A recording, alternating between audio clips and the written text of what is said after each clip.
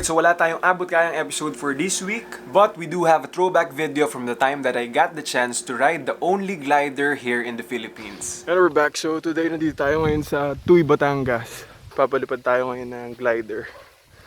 Kasama natin si Captain Rolf. First time natin sasakay dito ngayon sa glider.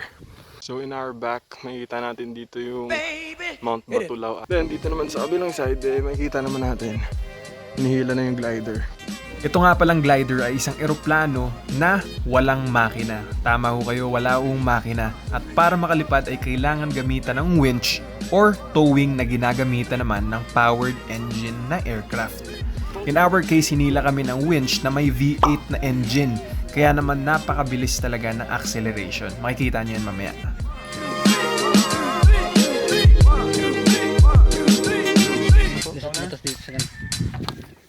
So sineset upan tayo ngayon ni Boss Henry na parachute.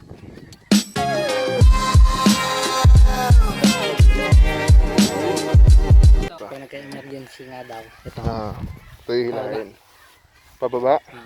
Huwag mga hablutin ngayon. And now push against both so that you feel that they are locked. Clack. Locked? Yes. Yes, sir. Left and right. Okay. To the right. Right until you. Ah, okay.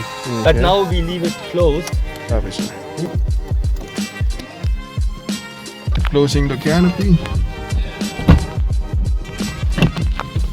Easy, huh? Very easy. Okay. All out, ready.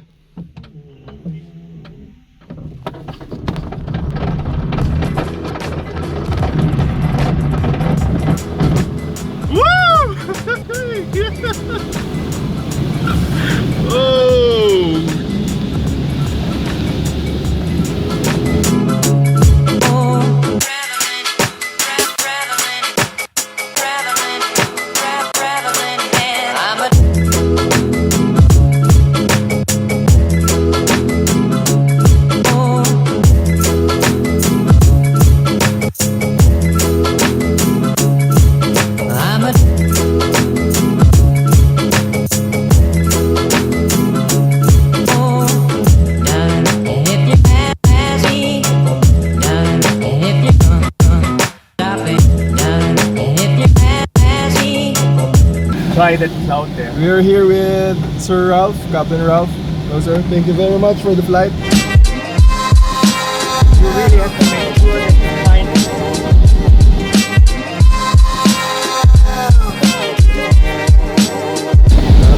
Over the brakes. We're now approaching our landing.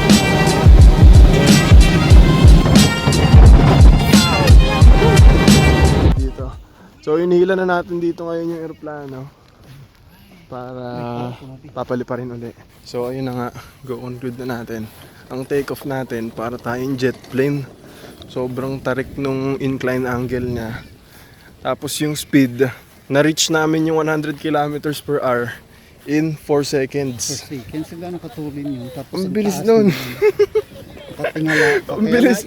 Napapasigaw ka ako eh. Anyways, that concludes the experience. Ang gusto niya. Apa.